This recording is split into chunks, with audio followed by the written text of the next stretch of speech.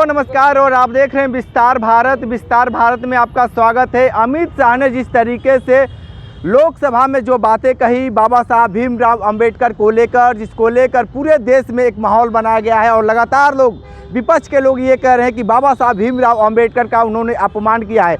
मल्लिकार्जुन खड़गे ने लगातार ये कह रहे हैं कि वो इस्तीफा दें और तमाम तरीके की पत्र भी लिखे जा रहे हैं। लेकिन जिस तरीके से समाजवादी पार्टी के लोहिया वाहिनी के लोग हैं और ये जिस तरीके से इसको लेकर विरोध दर्ज कर रहे हैं और सीधे तौर पे इनसे चलते हैं, किस तरीके से इनका विरोध है ये बताइए। बाबा साहब भीमराव अंबेडकर को लेकर आज आप लोग यहाँ पे आए हुए हैं, क्या कुछ कहेंगे अमित शाह को लेकर आप?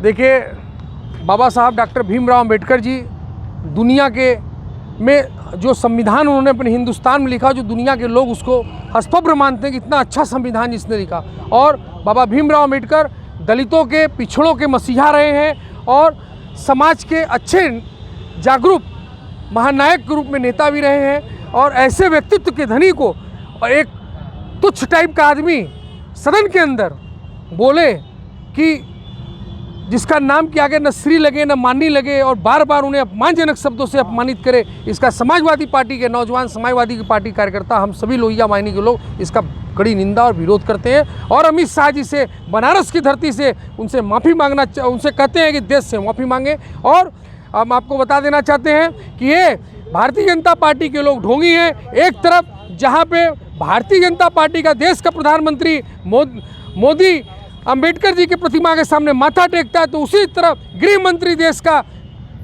अंबेडकर जी को अब शब्दों से प्रयोग करता है। इसकी कड़ी निंदा और कड़ी विरोध करते हैं हम। बिल्कुल बिल्कुल। ये बताइए कि जिस तरीके से आप लोग बाबा साहब भीमराव अंबेडकर को लेकर यहाँ पे आप आक्रोश अपनी प्रतिक्रिया दे रहे हैं, क्या कहेंगे बाबा साहब भीमराव अंबेडकर और अमित शाह को लेकर?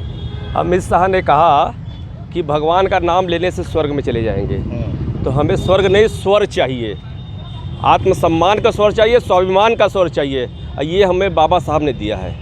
ठीक है, अगर अमित शाह को जल्दी है स्वर्ग जाने की तो चले जाए।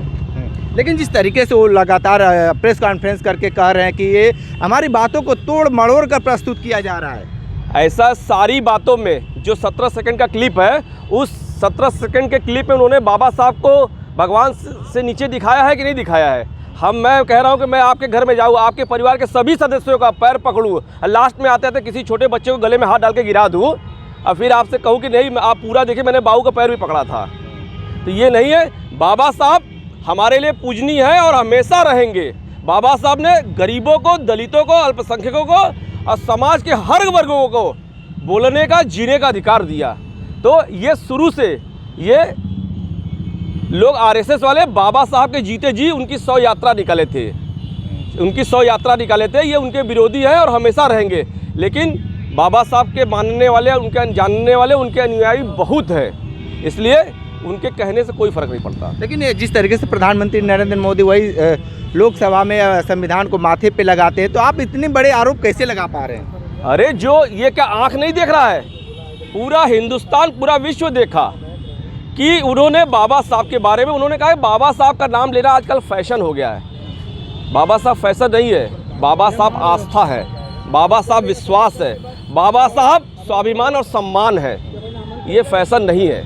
अमित शाह ने गलत किया और अमित शाह जल्द से जल्द पूरे देश से माफ़ी मांगे, सफाई न दे रही तो अभी पिछली बार लोकसभा में उनको परिणाम मिला और आने वाले समय में चुनाव में परिणाम मिल जाएगा।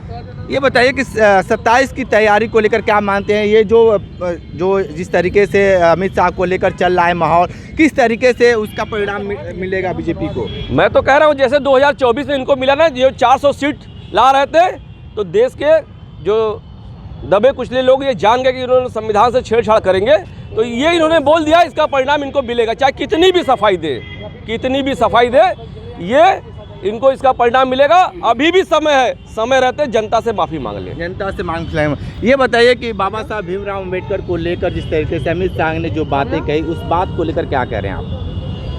उन्होंने गलत कहा और वो देश से माफ़ी मांगे। देश से माफ़ी मांगे, क्या कहेंगे भाई?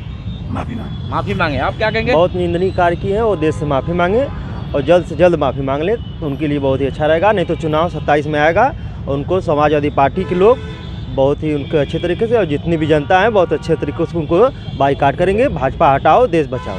क्या कहेंगे भाई? आप एक माफ़ी मांगे। हाँ, क्या कह रहे हैं? तो देखिए इस तरीके से समाजवादी पार्टी लोहिया के आज ये थोड़ा सा भाई साहब थोड़ा सा बताइए गलावे।